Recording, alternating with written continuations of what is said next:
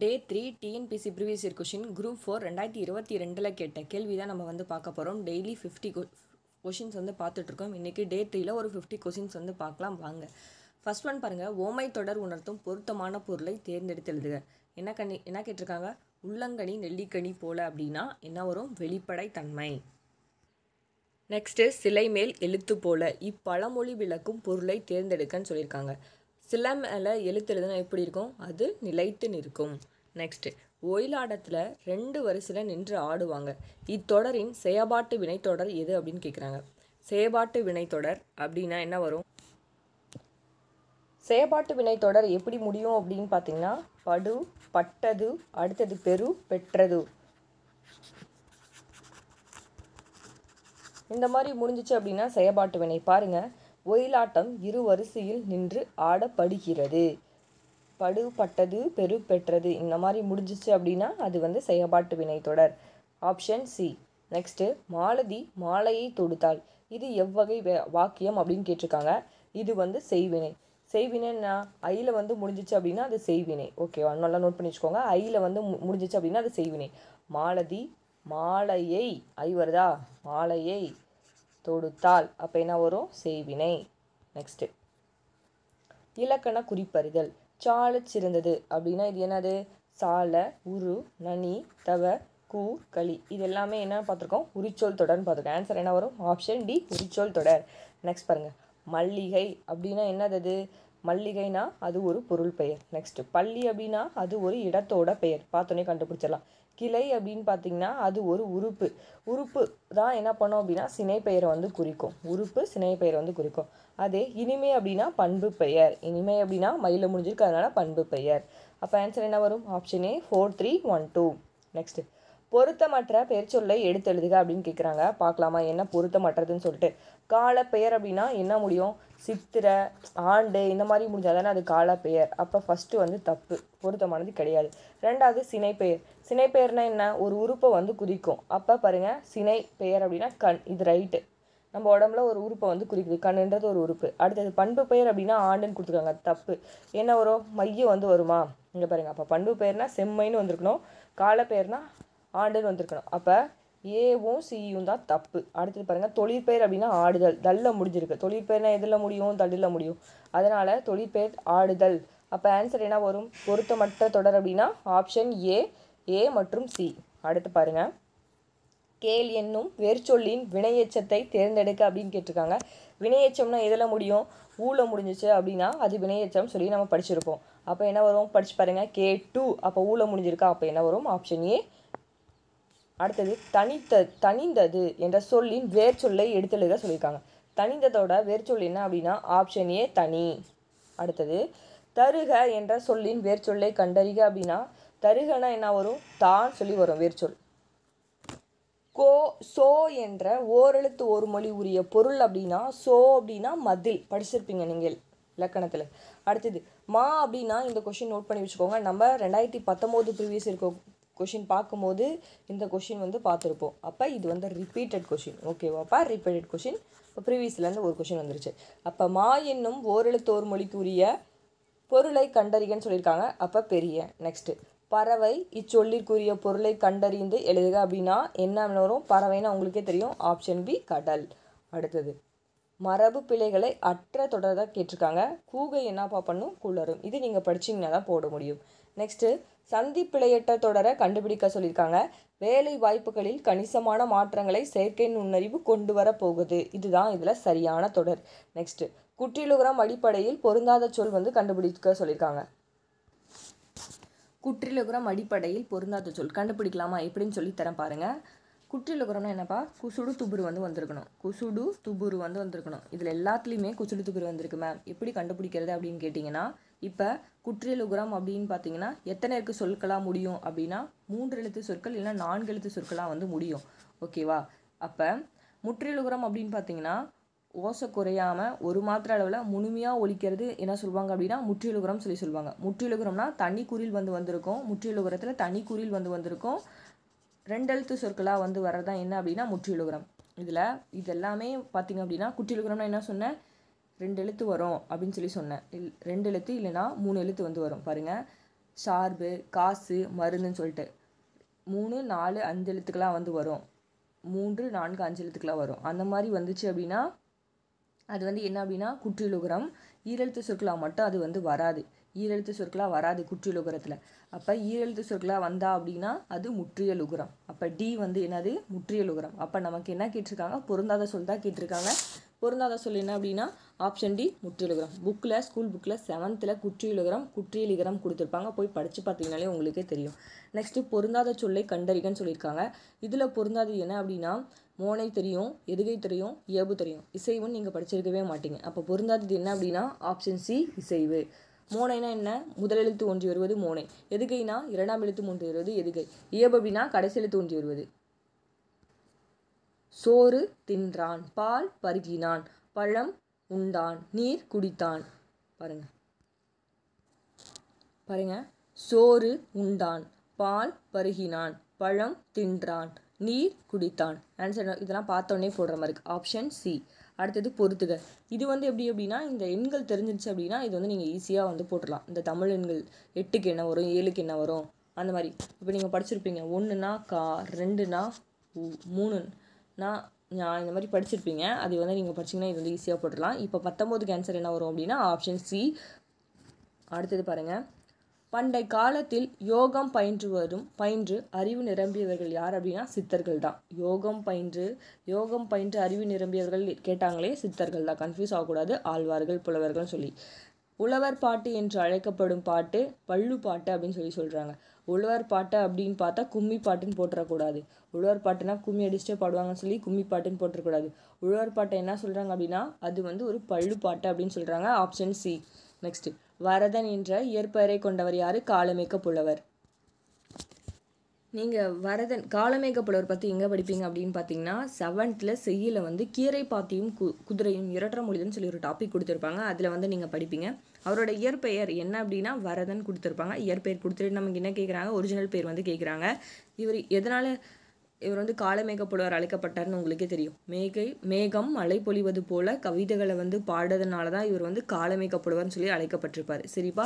இவரோட நூல்கள் என்னென்ன அப்படின்னு உங்களுக்கு தெரியும். திருவானைக்காவுலா, சரஸ்வதி மாலை, பரபிரம்ம விளக்கம், சித்திரமடல் அப்படின்னு சொல்லிட்டு இவரோட நூல்கள்லாம் படிச்சிருப்பீங்க.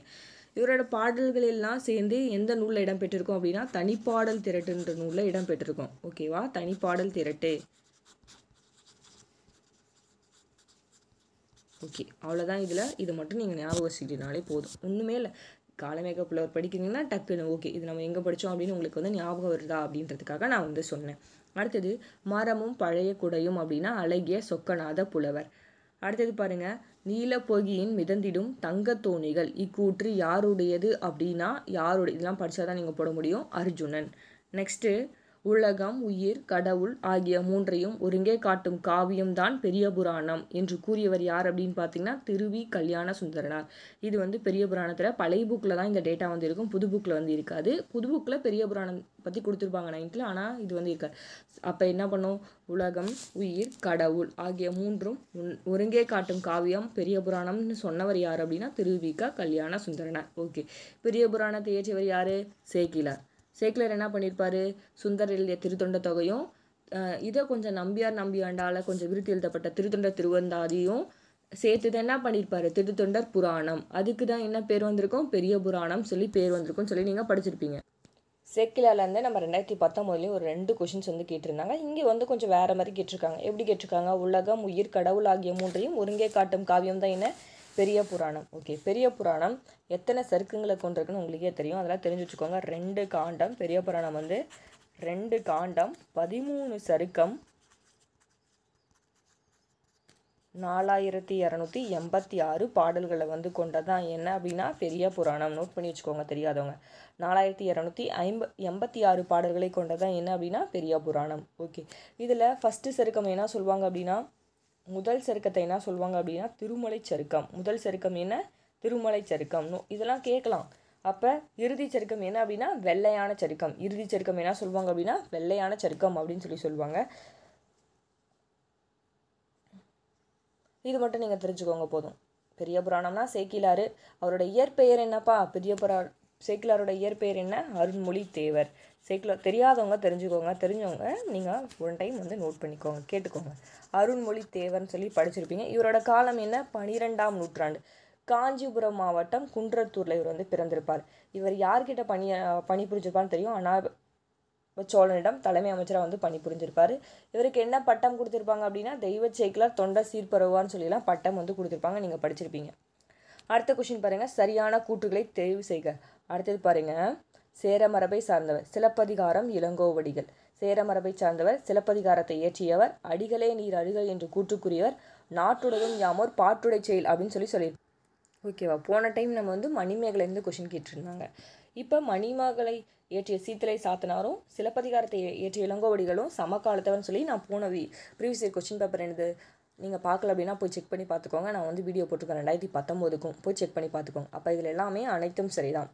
அப்போ சரிப்பா, இப்போ நமக்கு இந்த சிலப்பதிகாரம் வந்து என்ன? சிலப்பதிகாரத்தை இயற்றிய இளங்கோவடிகள். இவரோட காலம் என்னப்பா? கிபி 2ஆம் நூற்றாண்டு. இவரோட காலம் அப்படின்னா கிபி 2ஆம் நூற்றாண்டு இவரோட காலம். சரி, சிலப்பதிகாரம் வந்து ஐஞ்சிருங்காப்பியங்கள் ஒன்றா ஐம்பெரும் காப்பியங்கள் ஒன்றா? சிலப்பதிகாரம்ன்றது ஐம்பெரும் காப்பியங்கள். சிலப்பதிகாரம் என்ன வரும்? ஐம்பெரும் காப்பியங்கள். இது மட்டும் தெரிஞ்சுக்கோங்க போதும். நெக்ஸ்ட், சிலப்பதிகாரமும் மணிமேகலையும் இரட்டை காப்பியங்கள் என அழைக்கப்படுகின்றன. சிலப்பதிகாரம் மணிமேகலை ஆகிய இரண்டுமே 30 காதைகளை கொண்டிருக்கும். ரெண்டுமே சரி. ஓகே, இப்போ இது சிலப்பதிகாரம் மணிமேகலை எல்லாமே என்ன? ஐம்பெரும் காப்பியங்கள். ஐம்பெரும் காப்பியங்கள்னு என்னென்ன? சிலப்பதிகாரம், மணிமேகலை, வளையாபதி, குண்டலகேசி, சீவக சிந்தாமணி. சிலப்பதிகாரம் அப்படின்னா அதை இயற்றியவர் இளங்கோவடிகள். மணிமேகலை அப்படின்னா சீத்தலை சாத்தனார். அதுக்கப்புறம் வளையாபதிக்கு ஆசிரியர் வந்து இருக்க மாட்டாங்க. குண்டலகேசி அப்படின்னா நாகுந்தனார். அதுக்கப்புறம் சீவக சிந்தாமணி அப்படின்னா திருத்தக்க தேவர். இதெல்லாமே நோட் பண்ணி வச்சுக்கோங்க, ரொம்பவே இம்பார்ட்டன்ட். நெக்ஸ்ட்டு, வாணிகம் செய்வாருக்கு வாணிகம் பேணி பிறவும் தமப்போல் செய்யின் திருக்குறள் உணர்ந்தும் கருத்து என்னன்னு கேட்டிருக்காங்க. என்ன அப்படின்னா நேர்மை வந்து சொல்லுது. திருக்குறள் படிச்சிங்கனாலே இந்த கொஷின்ஸ்லாம் வந்து போட முடியும். அடுத்தது, ஏறெழுபது 17 கீழ்கணக்கு நூல்களில் ஒன்று. ஏறெழுபதை பாடியவர் கம்பர். ஓகே, ஏறெழுபதுன்றது 17 கீழ்கணக்கு நூல்களே கிடையாது. இது கம்பரோட நூல்கள். கம்பரோட நூல்கள் என்ன? ஏறெழுபது, சிலையெழுபது, சரஸ்வதி அந்தாதி, சடகோபரந்தாதி அப்படின்னு சொல்லி வரும். அப்போ ஆன்சர் என்ன வரும்? ஆப்ஷன் பி, 2 மட்டும் சரி. அடுத்தது, யாமறிந்த புலவர்களே கம்பனை போல் என்று புகழ்ந்து பாடியவர் யார் அப்படின்னா பாரதியார் வந்து பாடி. நெக்ஸ்ட் கொஸ்டின், மண்ணும் மாசர கற்றோனும் சீர்தூக்கின் மன்னனின் கற்றோர் சிறப்புடையல். இப்பாடல் வரிகள் இடம்பெற்றுள்ள நூல் என்ன அப்படின்னா மூதுரை. மூதுரைனா இப்போ இதில் என்ன சொல்லியிருப்பாங்க அப்படின்னு பார்த்தீங்கன்னா, மூதுரையில் அவையார் வந்து இப்போ என்ன சொல்லியிருப்பாங்க அப்படின்னா, மன்னனையும் நம்ம கல்வி கற்றவர்களையும் வந்து ஒப்பிட்டு பார்த்தோம் அப்படின்னா, இப்போ மன்னர்களை எடுத்துக்கிறாங்க, அடுத்தது கல்வி கற்றவங்களை எடுத்துக்கிறாங்க. ஓகே, மன்னர்களையும் கல்வி கற்றவங்க நம்ம ஒப்பிட்டு பார்த்தவங்களாம் கல்வி கற்றவங்க தான் சிறந்தவங்க. ஏன்னா மன்னனுக்கு வந்து அந்த நாட்டில் மட்டும்தான் வந்து சிறப்பு இருக்கும். ஆனால் கல்வி கற்றவர்களுக்கு எங்கே போனாலும் சிறப்பு இருக்கும் அப்படின்னு சொல்லி மூதுரையில் நீங்கள் இந்த பாட்டை நீங்கள் படிச்சிருப்பீங்க. நம்ம வந்து பாட்டு படித்தா மட்டும் போதாது, நம்ம பாட்டோட பொருளும் நமக்கு தெரியணும். அப்படின்னா தான் ஈஸியாக வந்து நம்ம அடிக்க முடியும். சரி, மண்ணும் மாசர கட்டோனும் சீர்தூக்கின் மன்னன் கட்டோன் சிறப்புடைய நீ பாடல் வரிகள் இடம்பெற்ற நூல் அப்படின்னா மூதுரை. நெக்ஸ்ட் பாருங்கள், இதெல்லாம் ஈஸியாகவே போட்டுடலாம். படித்து பார்த்தாலே. மதியாதார் முற்றம் அப்படின்னா மிதியாமை கோடி பெறும். உபசரிக்காதார் மனையில் அப்படின்னா உண்மை கோடி பெறும். குடிப்பிறந்தார் தம்மோடு அப்படின்னா கூடுவது கோடி பெறும்.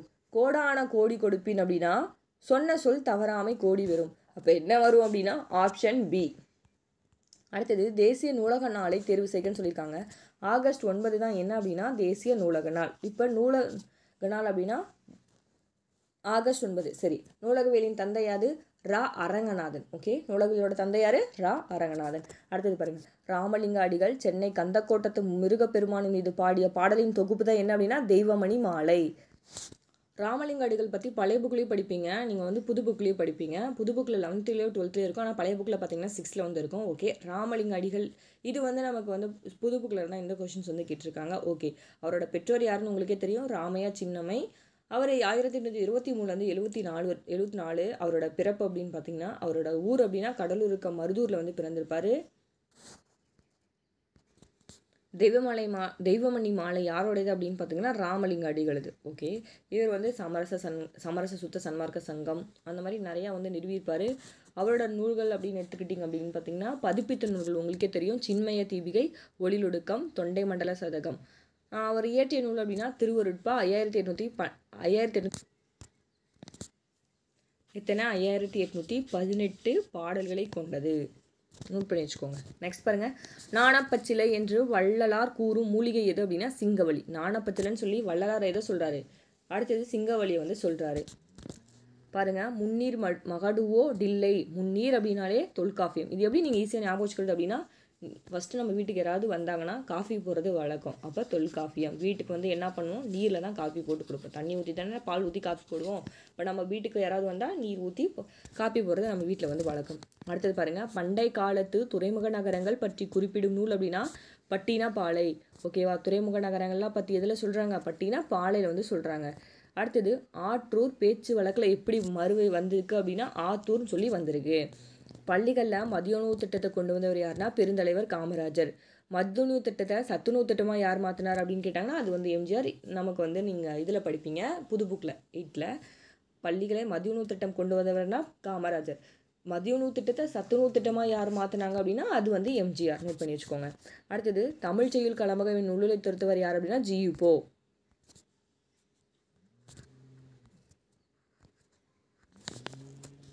இவர் என்ன பண்ணியிருப்பார் அப்படின்னா எப்படி இந்த நூலை தொகுத்திருப்பார் அப்படின்னு பார்த்தீங்கன்னா பொறுமை, சினமின்மை, நட்பு இதெல்லாத்தையும் விளக்கம் 600 செயல்களை நீதி நூல்களிலிருந்து ஆய்ந்தெடுத்து தமிழ் செய்யுட் கலம்பகம் அப்படின்னு சொல்லி ஒரு நூலாக வந்து தொகுத்திருப்பார்.